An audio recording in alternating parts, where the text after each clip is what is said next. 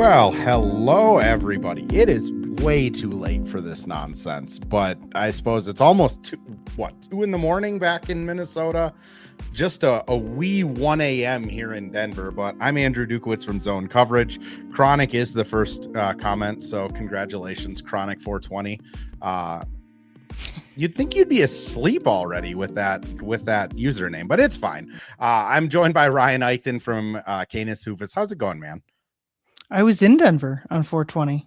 You were in Denver on 420. Very exciting holiday out there. Apparently, there was Snoop. I bet the city smelled like it. Snoop Dogg was playing at Red Rocks later that night while we were watching the Wolves climb back into the series in Game 2. So, yeah, good time. I mean, I guess we'll just hop into it right away. Wolves lose Game 5 to Denver. I don't know how much to actually take from this game. 125-113 loss. Wolves had 25 turnovers. We can probably start there. I mean, just what did you see kind of at home watching it with this terrible ball handling? Yeah, obviously the turnovers, and I just thought they played like a immature, disconnected game that they just didn't give themselves a chance to win. Obviously, like the injuries are gigantic in this series, and if the Wolves are good enough or lucky enough to make it past the series, the injuries will continue to be a thing. But like for at least one game, like they probably lose this game even if they have their guys. So it comes down to Game 6, and honestly, it's easy to say this now, obviously, but this was an expected result for me. I was not surprised at a Denver blowout at all, just because I think when you see your guys goes down, I continue to say, I wrote it after Game 4. I think it's super impressive that they were able to see their guys go down, not let go of the rope before the first half, and then to come back and win Game 4. But I think there's something to, like, the adrenaline wears off. You're really sitting, you get official Ant news that he's out for the rest of the series. Obviously they probably knew by halftime Dante, the news of the extent of Dante's injury. And I think like you have a couple days to, one of which is more or less spent on travel, and like it all sinks in, and I think like if the mental stuff was going to throw them off, you were going to see it tonight. And the biggest thing will be this: they get an extra day of rest, and I guess AG and Peyton Watson get an extra day of rest, but seemingly I don't think those guys are playing. It really doesn't seem like it. And from what Adelman said, the Denver, their game plan will be without them. I'm not surprised by the blowout. And so it really will all, I mean, I wouldn't put it past the Wolves to win a Game 7 in this series, because they've done it before. But it obviously Game 6 will be the best chance to finish out the series. And honestly, like, I expected this from Denver. I did not expect Denver to up and quit. Obviously, they, to a certain degree, quit on Game 3 and quit on Game 4, but like they were not going to go out like that. And so I figured they would play well. And so, yeah, the range of possibilities in there was for the Wolves to lose. And I think rewatching Game 4, maybe for all of us between now and then, will be instructive, just to see like what can they do differently from this game, because they're going to need to play at least well. Denver's not going to hand them this series. Yeah, I mean, I think Jaden said it pretty on the money after the game of like, if we have 10 less turnovers, we win this game, which, like, yeah, that they had 20 plus points in the fast break. They were killing him in the restricted area. Even when they weren't turning it over, Denver was like getting out and running ahead of them, which is something that the Wolves tend to allow to happen when they start to get down on themselves. Like, yeah, if they go into halftime with 6 turnovers instead of 14, they probably are leading and leading pretty well.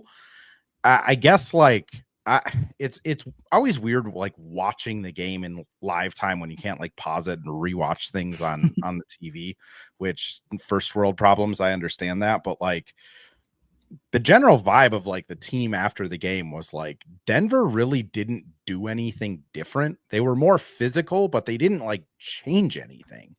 It was just stupid mistakes on offense and defense. And like they appear extremely confident after this game that they're going to go out and just win game 6, which, I mean, that's a good thing. I think it would be bad if this team was down on themselves, but also, like, Denver really didn't do anything different. At least that's what the team's saying. That's kind of what my immediate eye test is. And, like, I don't know if they're not going to do anything different. I think at home, when role players start hitting those shots a little bit more, when the crowd's kind of behind you and you have that adrenaline going, like, I just don't really see Denver being able to pull off another one like this, unless Jokic just goes nuclear, which even Jokic, I mean, he didn't have like a phenomenal game. I do want to just mention a couple chats here. First, Jinga, appreciate all of your chats in there. I do agree. Clark probably does need some more minutes. Farah losing by 12 and having 25 turnovers isn't bad. Certainly isn't. Flipos? Welcome to the live stream from Greece. Appreciate you. And Chronic, yes, we are going to do late live streams no matter what happens, Wolves or Lynx, as long as I am still breathing. Ryan, what did you kind of feel about like the Denver game plan, though? Do you feel like it? I guess I'll just pose it like, do you feel like this was more of the Wolves just shooting themselves in the foot, or more of like Denver actually changing something tangibly? Shout out to the Greece listener. It's almost 10 a.m. out there. That sounds like a beautiful time to be awake versus 2 a.m. Central. So much better than now. But yeah, I guess I would push back a little bit against the idea that Denver didn't do anything differently. I know that's more of what you're getting, the less of what you're saying and more of what the vibe of the team was.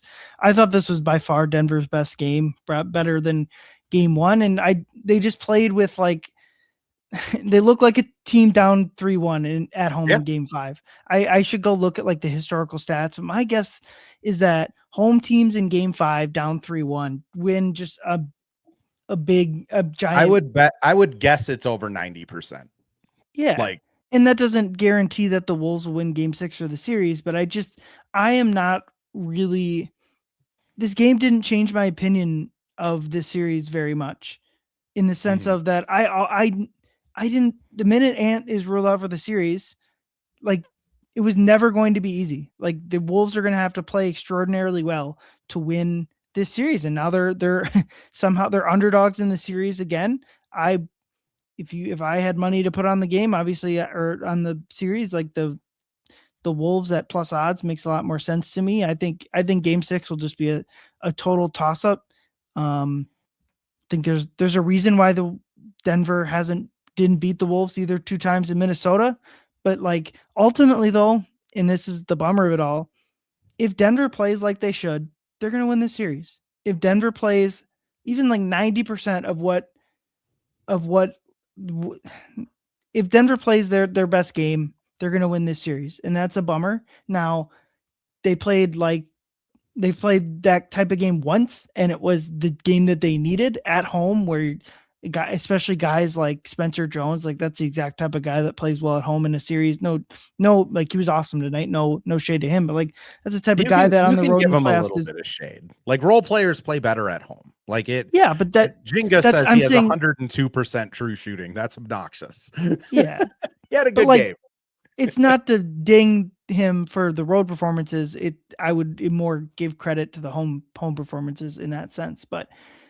Yeah, I just thought like the Wolves were just not ready to win this game, and that's fine. Like that's not the biggest of a deal. They had 0 fast break points at halftime. Like that was like the biggest, that and the turnovers obviously were the biggest thing.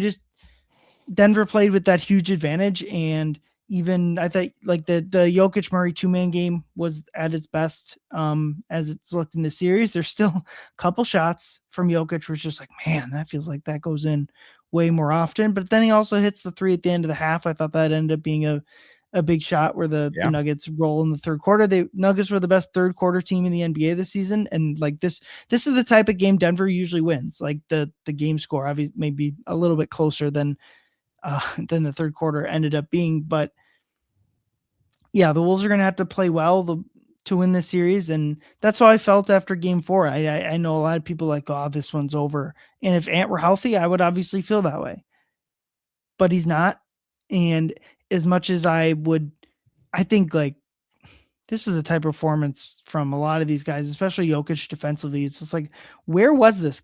Like if I was a Denver fan, like this performance would probably annoy me more than it would Absolutely. What were you guys doing the first 4 games of the series? Jokic defensively was an utter. I mean, the easy joke we all made was like he defended Jaden after that layup harder than he did any of the points in the paint. Like but ultimately, like if Denver plays like that 2 more times, they're probably going to win the series, and that's going to be a gigantic bummer for the Wolves because they were clearly the better team in this series. But still a long way to go, and Game 6 back in Minneapolis on Thursday is going to be incredible.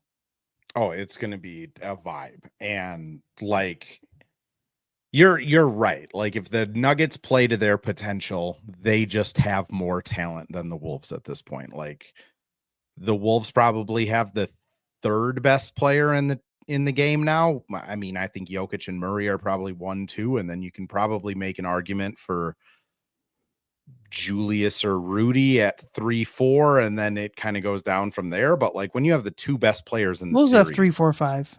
3, 4, 5. You think with Julius, Rudy, and Jaden. Now in this game, they did not. Like I mean, that's the biggest thing is those 3 guys just didn't play well enough. No. And that was something like I saw like in the comments, it was like, oh, why did Finch play this person? Why didn't he play this person?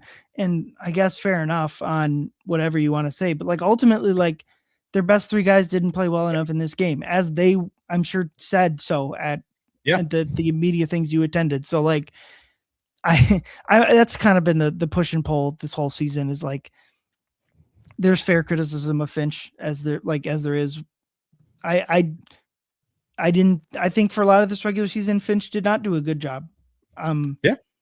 That doesn't mean he's done a great job in the playoffs, and he's done doesn't matter, but like ultimately, like you win or lose with your best guys, and the Wolves' 3 best guys on the court today didn't play well enough. And so but then a lot of people will take the next step and be like, well, the Wolves are cooked. It's like, no, they had 1 bad game. Yeah. And I don't think they're cooked yet. Like I do think, Io's probably not dropping 43, but I would imagine he's not minus 17 in Game 6 at home. Like I think he rises a little bit. Bones probably rises a little bit. Gobert maybe has more than 3 points, which worst Gobert game of the series. Like, and he's been just the first 4 games, he's been just utterly superhuman. There's no adjectives you can pull out that are going to properly assess his impact. So, and I do think Jaden getting the 2 quick fouls, which that was this team doesn't have the depth right now without Jaden, Julius, Io, and throw in Rudy playing 40 minutes. They just don't have the depth. So if Jaden picks up 2 fouls in a minute and a half and then sitting the entire first quarter, I was shocked that they were only down 5 after the first. They were only down 5. Like it should have been bigger. Really saved them.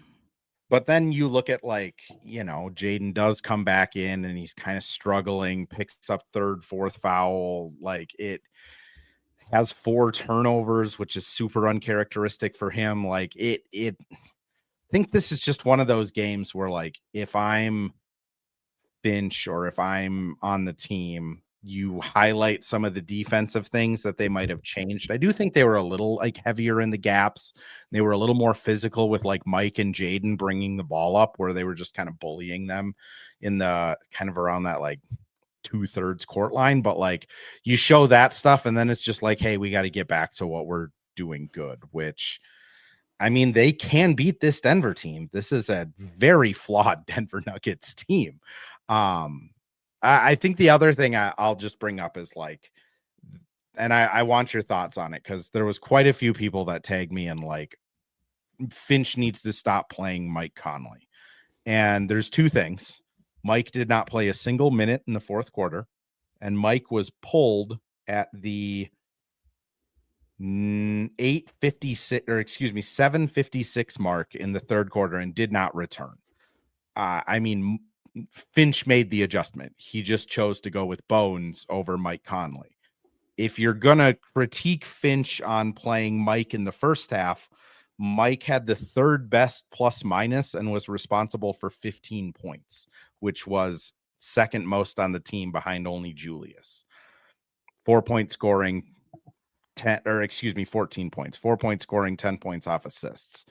Like Mike had a really good first half. Then they went into the second half. Mike had a bad half and Finch made the adjustment 4 minutes in and we never saw Mike Conley again, which I think there's a lot of people that are like, hey, Mike Conley only finished with 4 points, 4 assists and got more minutes than Terrence Shannon. But also like Terrence Shannon scored 8 points in the fourth quarter when the Nuggets weren't playing hard anymore. Like it's just different. We see Terrence Shannon in the first quarter when he came in for Jaden. He got 8 minutes and went -9 and got cooked multiple times on defense, looked completely like out of sorts on offense.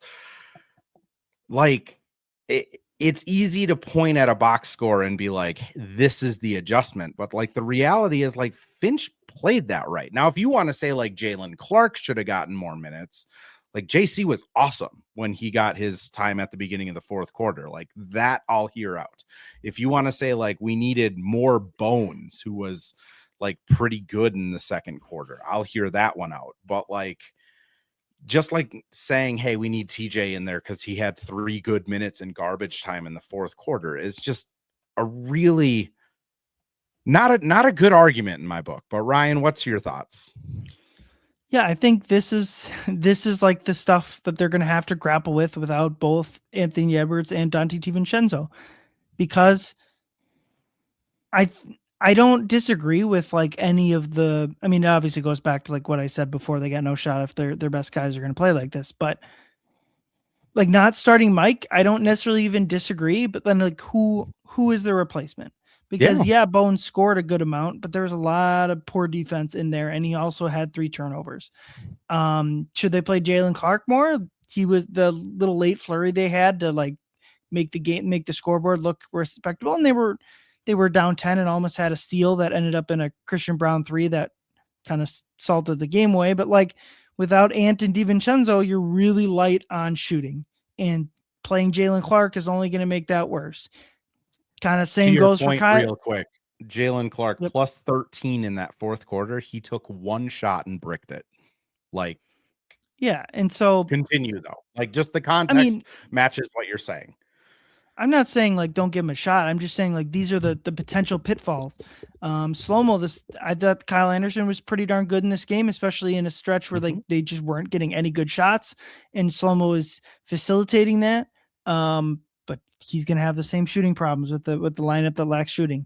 With Shannon, I thought he was fairly solid in the second half. And like with everyone that's out, I would probably say, yeah, you probably need to look to play him, especially in a game where you weren't pushing the ball like you needed to. But like, I thought in the first half, he was in the first stretch he had of playing time. I thought he was pretty bad.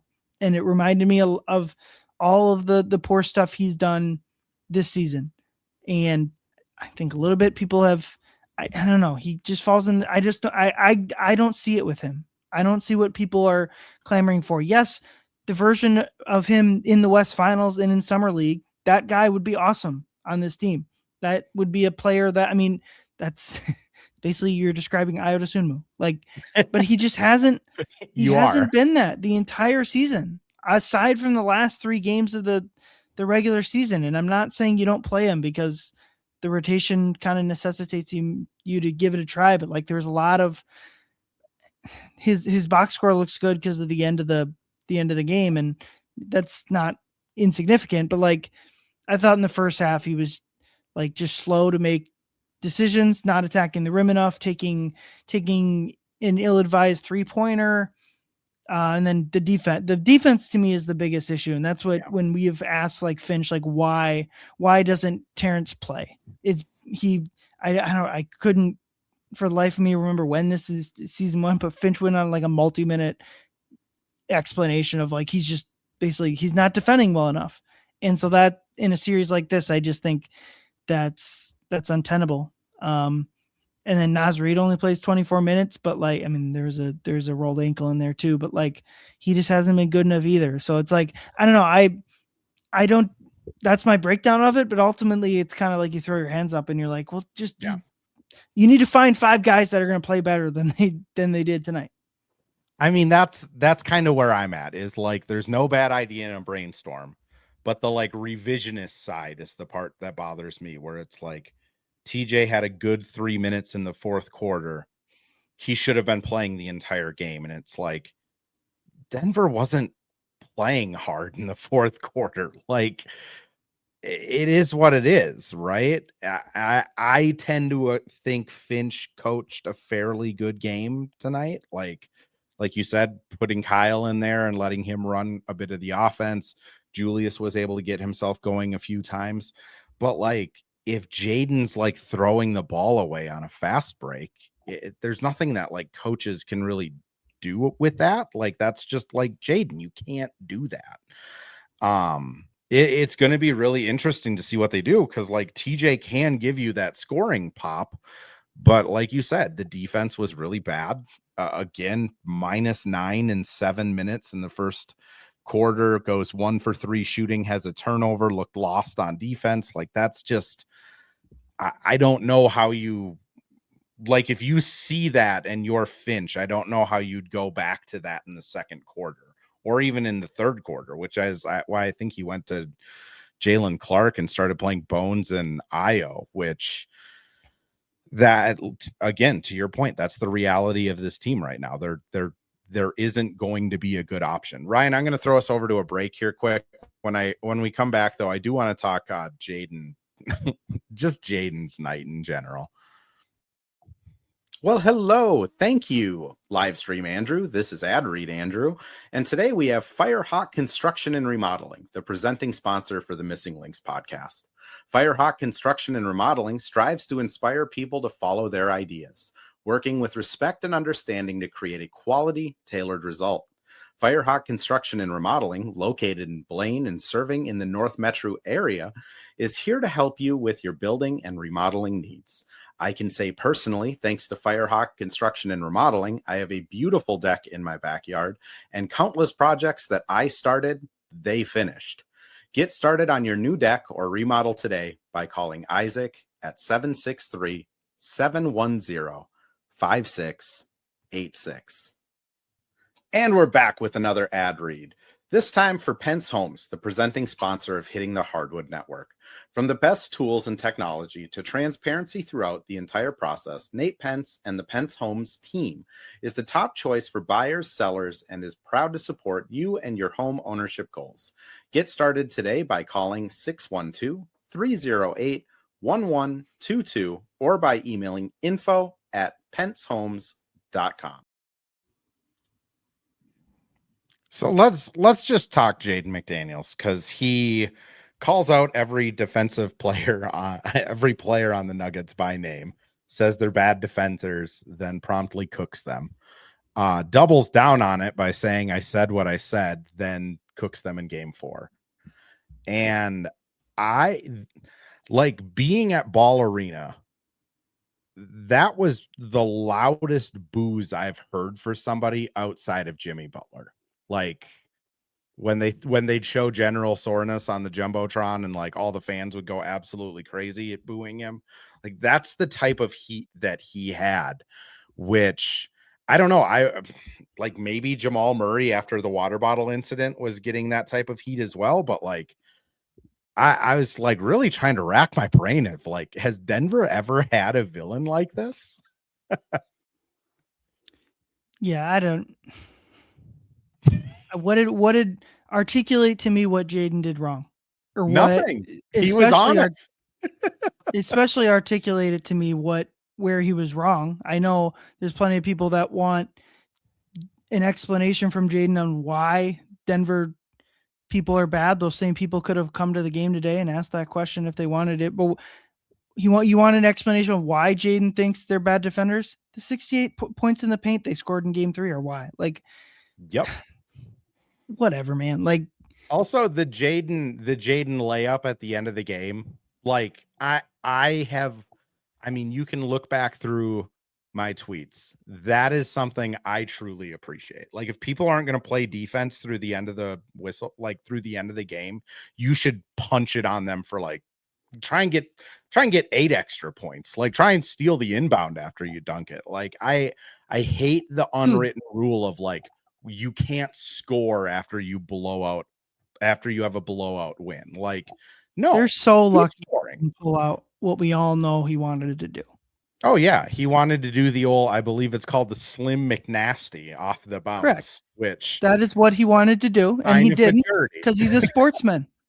Because he plays to the end of the buzzer. Like, this whole thing with Jaden is just so idiotic.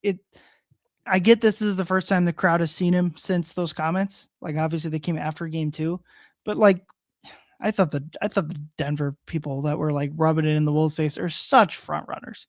Like, give me a break on Christian Brown. I posted a video. So Wolves cut it to 10, and Denver called timeout. And the entire night up until that point, it was pretty like loud. Like, I'm biased because I go to a lot of games at Target Center. I don't think it was like Target Center loud, but like it was loud, and the boos coming at Jaden were impressive. Like, I will give Denver fans in the arena, like, that was a very impressive like booing that they gave to Jaden. Wolves cut it to 10, and you could hear a pin drop. Like, I posted a video of it. Like, you could hear every word to Tricky. And like, then as soon as the Nuggets, I think it was like Jokic scored, someone else scored, and it was back up to like 15. Then it got deafening loud to get in there. But that's kind of the stuff that to me is just like, that's just kind of weird. Like, you know, be loud, I think, be like arrogant the whole game. Don't just do it when you're up by 15. I think all of this stuff is the biggest like reason to believe in the Wolves for winning game 6.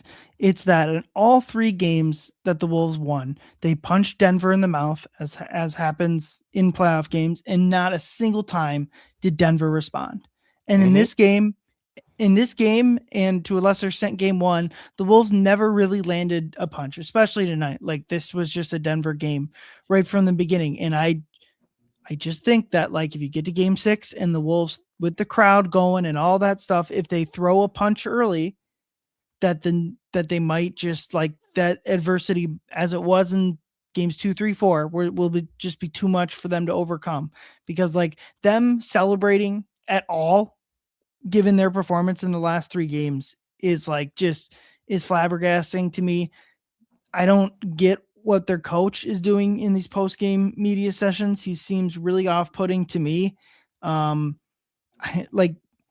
get there's maybe he's trying to rile up his group. I don't know. It all seems weird to me. And I think the first quarter, especially game 6, will be important. Like, really, like, if Denver goes up big again and you allow them to feel like they did tonight, then yeah, you're going to be in trouble.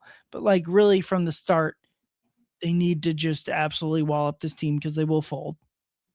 And I think that's the benefit of being at home, is like, you do get that juice, which like some athletes, it doesn't matter, like this, that, and the other thing. But like, there's a lot of like tropes in the NBA of like role players show up at home and stuff like that.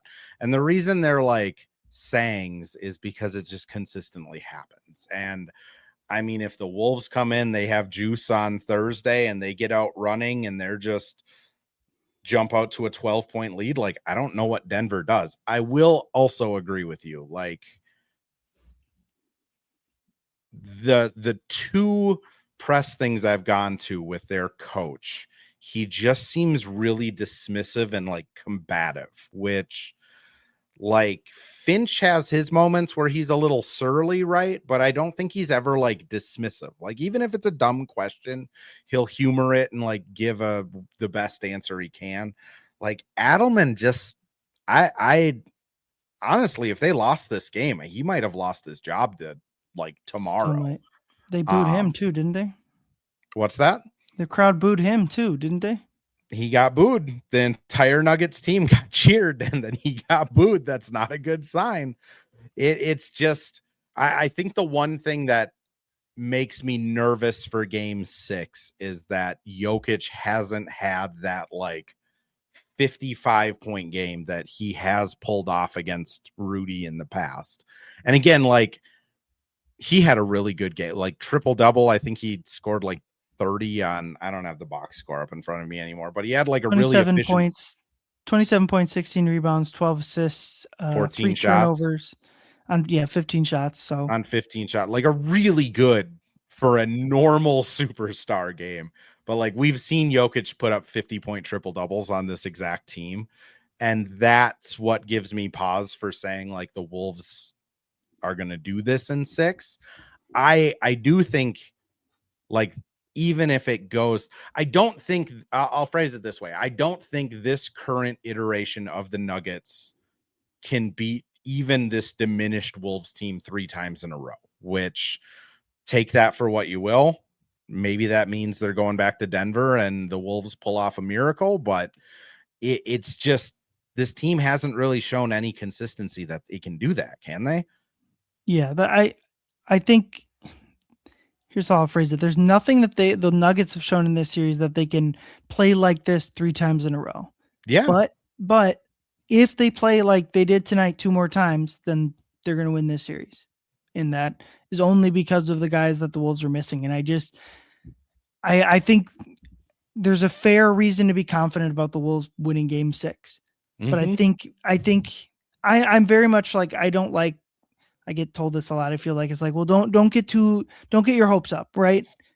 And that's largely like, have reasonable expectations, obviously, but like, I don't know, enjoy stuff or whatever. Like, believe what you want to believe. But I do think there's like a level of like, I hope people have like the injuries just, they suck.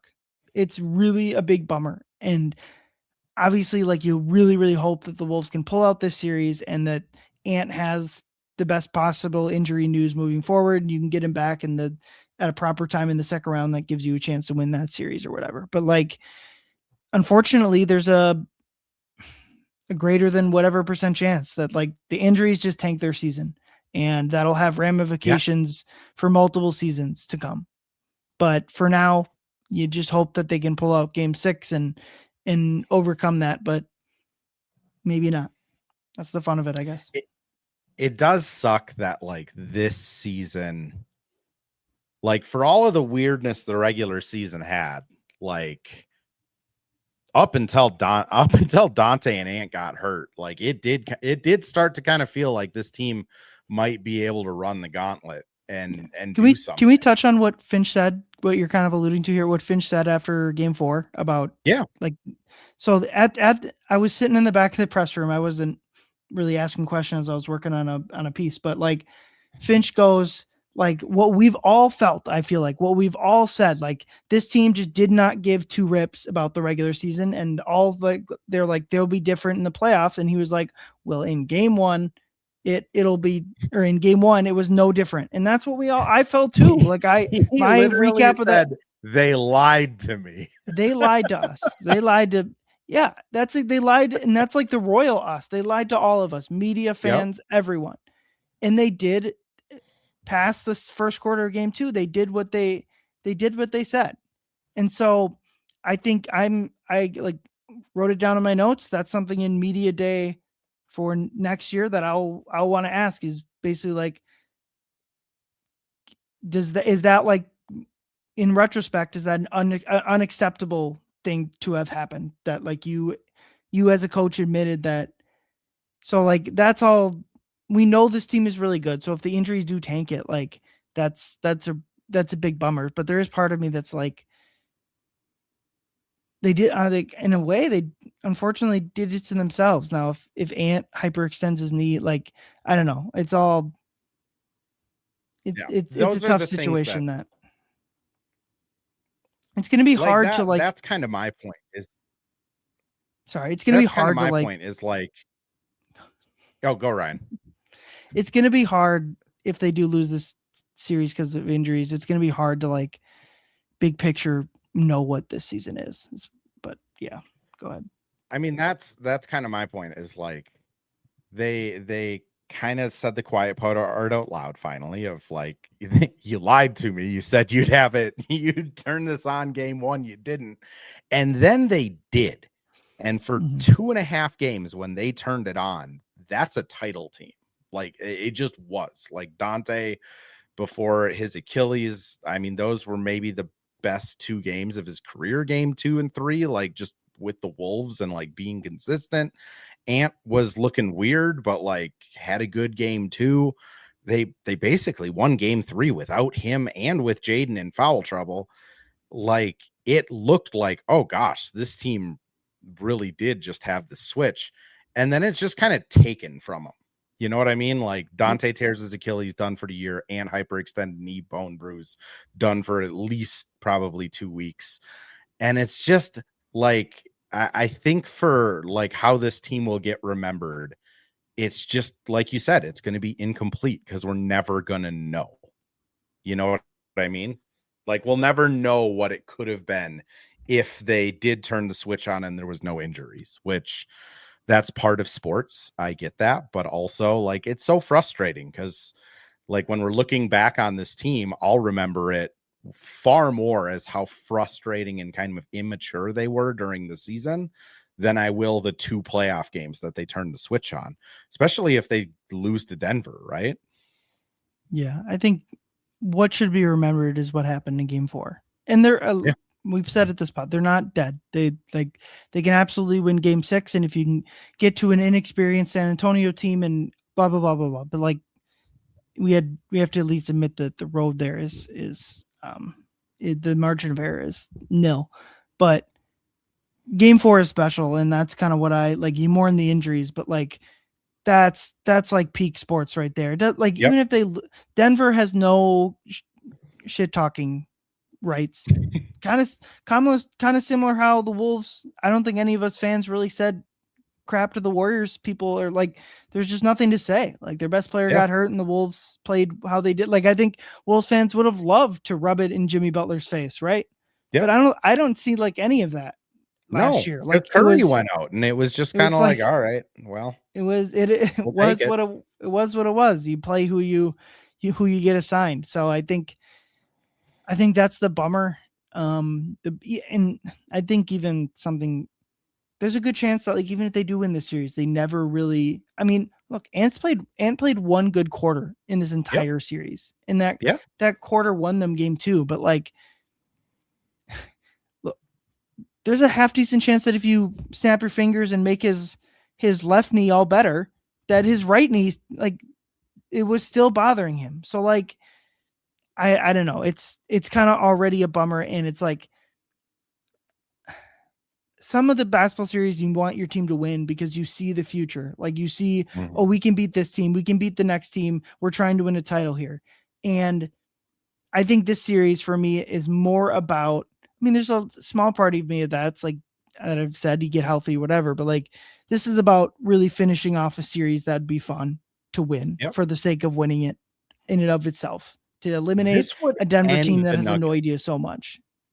Like if the Wolves finish out this series, like I don't think like normal NBA fans have kind of come to grips with it yet, but like this is going to end this era of the Nuggets. Like they cannot return with Aaron Gordon playing 33 games, Jamal Murray, who had his best season of his career and then disappeared in the playoffs again, Cam Johnson, who outside of this game has been terrible. Like this, if the Wolves knock them out in 6, like this Nuggets team is never going to look the same. And I think for like Wolves fans and the players on the Wolves, that is special that you can like essentially be the kind of final nail in the coffin on a rivalry like this. Cause sure, we'll play the Nuggets again, but like if Murray's not on the team and it's like Trae Young or fill in your random point guard to replace Murray with, like Murray seems like a Kings guy if he were to get traded. So maybe it's DeRozan and Levine on the Nuggets next year. Like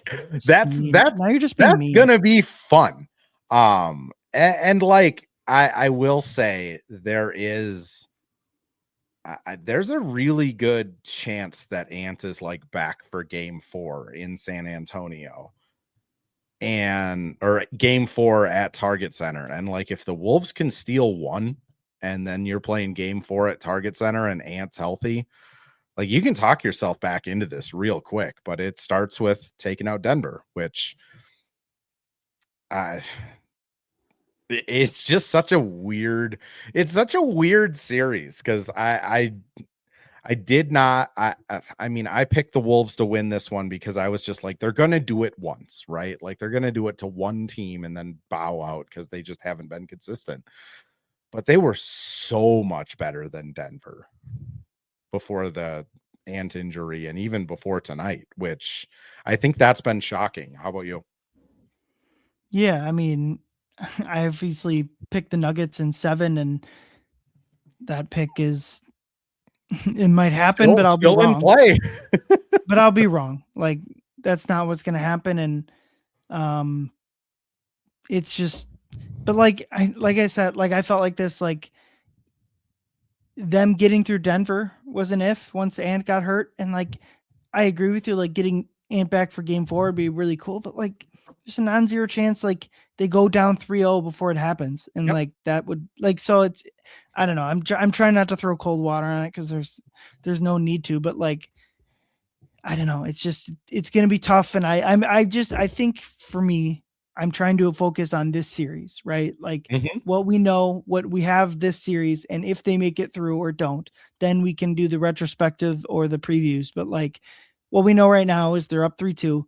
They have a game that will likely determine the series back home in Minneapolis, and obviously, and of course, Dante will not be playing in these games. Um, and we'll see if the Wolves can do it. I would say Julius Randle's about. I think they're going to need a big game from him. Jaden obviously can't play like this. Rudy's got to defend. Like they're going to need a minus game or better. I would probably say, unless Denver just really up and quits. But I think they showed tonight they're not going to do that. Do I think that they have any chance against San Antonio, Denver? No, I do not. I think they're toast. I think we've seen the mental side that they just don't have. And of course, Aaron Gordon's injury complicates that even further and is probably a shining. I think if the Nuggets had a healthy Aaron Gordon, the Wolves would be even in deeper crap because that would be, I just mentioned Julius Randle. That'd be an even another obstacle for him to overcome. But yeah, I'm excited for game 6. It shouldn't be, this can be an awesome game 6, awesome Yes. atmosphere. People are going to be pumped into that place on a Thursday night at 8 or 8:30. Yeah, I mean, do we want to, I think you want to close it out before we talk and talk about the beef, the media beef off air, but like I'll bury you know what? I'll bury this here in the 43-minute mark of this. The idea that Minnesota, he calls out Minnesota people. You know what? I can think of a months long stretch where people in Minnesota were damn tough. So like I don't, when did Minnesota, I mean his phrasing, man. When did Minnesota people get so hard? We've been hard a long time. Yeah. I mean, if I do remember, we did force back a government occupation, so we got some street cred in the Minnesota population, as well as like, I don't know, John, Chris, Jay Stain. They're all super good and accomplished journalists and media members, and like, yeah, I real quick, Farah, just because I appreciate you saying I'm dirty and then immediately correcting it to I'm sorry. But do you think the Wolves? What do you think the Wolves do this offseason? I'm going to be honest. Nothing that this I hope that this series doesn't change their long-term plans. Like, I think Io was always going to get re-signed. Maybe he's a little more expensive now, but I think he gets re-signed. I think Bones is coming back. I mean, it just makes sense. He's going to be cheap. And I still think this team really needs Rudy to have any sort of a comparable defense, which means kind of the only levers to pull are either Randall or Nas. And I would assume it's Randall getting traded before Nas because Nas is just on a different timeline. So long answer, but I guess the short version is just I hope nothing has changed from this series because I do think they just need to make the team fit a little better around Ants, especially with like usage rates. But Ryan, any input on that? No, that's kind of where the bummer comes in, is like I don't know what the playoffs were always going to be the big takeaway, and I don't know. We got more of the same from Julius. I guess maybe the biggest takeaway is like the trade Rudy people are kind of in shambles, right? Like, Yeah. He's not getting can traded. you? He's so But even good. to a certain extent, there, like, I think there's still like I don't know what the ceiling is offensively with Rudy on the court, and I don't think they've solved a lot of those issues. Obviously, they haven't needed to do that necessarily, but like, I think there's a question there that we don't get to answer. It's why another series with Oklahoma City or even San Antonio would have been helpful Yeah. there. And even if they get to that San Antonio series, like, the injuries might not. So it's like it's a lot of questions. I would more or less point to you, like, there's not going to be a big takeaway. So whatever your feelings were like at the end of the regular season, I think like that's kind of where it's going to go. And I would probably say the biggest thing is like Berenger probably needs to play. So whatever you got to do to make that possible is probably what I would point at. Yeah, I think you're right. He needs to at least get some minutes. It doesn't have to be like 20, but like 10 to 12 just to acclimate him. I do think, I mean, Farah brings up the Dante of it all. I mean, that's Yeah, I gonna can't be even. gut wrenching. I mean, people who have followed the NBA for a while know that if you're a championship contending team, these guys get dealt. I mean, Utah traded Joe Ingles after he tore his ACL At Target Center. at Target. Like it's just what happens, which I can speak personally. Like Dante has always been kind to me. He's been a great interview. He does a ton of stuff with dog rescues. I do stuff with dog rescues. Like we, like I genuinely enjoy kind of working near him. I don't know what we're considered. We're not colleagues, but I enjoy working and being able to cover him. And it's going to suck if he gets traded, but that's kind of the reality of NBA when these things happen, is they get moved. And maybe it's Dante gets moved and then cut, and then he rehabs in Minnesota and re-signs here as a MLE after the season. But like, I'll be honest, the Mike Conley of everything has told me that stranger things can always happen, but it's going to be a tough one this offseason because it's just kind of the nature of the NBA is, you know, can you stand having that contract just sitting there for half the season? But Ryan, any input? Yeah, I don't know. It's so far away from my mind with this series right now. It's hard to really, especially with Dante's injury. It's just a bummer. And wherever he is, you hope it makes sense for him to be on the Timberwolves. But the next time that guy steps on Target Center on the Target Center floor, he deserves a standing ovation. Whatever situation it is, that guy will deserve all of his flowers. And you hope. I mean, look, we're not obviously going to shed a tear necessarily for multimillionaires, but like what happened in Game 4 cost him tens of millions of dollars. Yeah, obviously, tens of $1 million.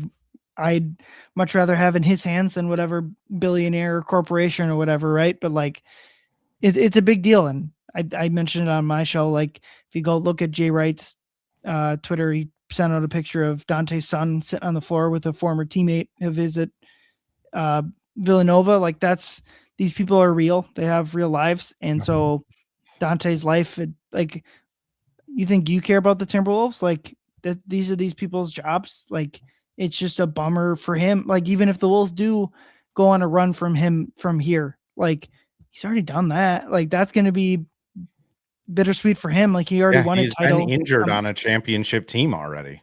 Like, yeah, and so it's tough. So your heart goes out to him, but yeah, like you said, it's a business. So whatever happens, happens. which again, I will say weird things happen.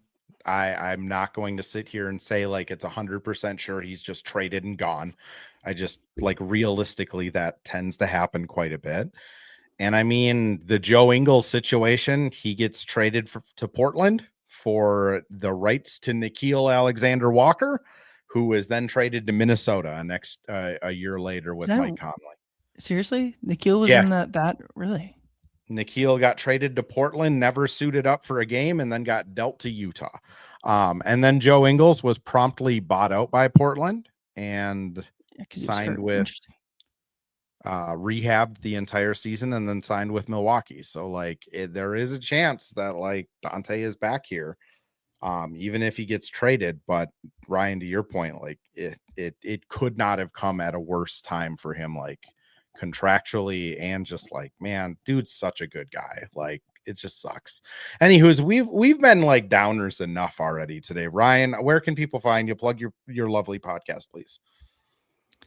Yeah, I mean, you can go on. I mean, excuse my language here, but you can go on. You can read my blog, or that's apparently a slur around these parts. You can read Canis Hoopus, me and my colleagues over there, canishoopus.com, and then my podcast, 2 words, Wolves Pod, me, Leo, and rotating guests, including the Duke on the other side of the screen there occasionally. But yeah, we'll keep breaking down the series until in this Timberwolves season until there's no more season to break down. Awesome. Thanks, Ryan. If you came into this late or early, I don't know what time you want to consider it, but it does get posted up on YouTube and over on Twitter as soon as I end the stream. It'll be up in a few hours wherever you get your podcast at 7 a.m. Central. I'm Andrew. That's Ryan. We'll be back after Game 6. And I don't know. I'm going to bed. It's so late. Thanks, everyone, for listening. Go get sleep now.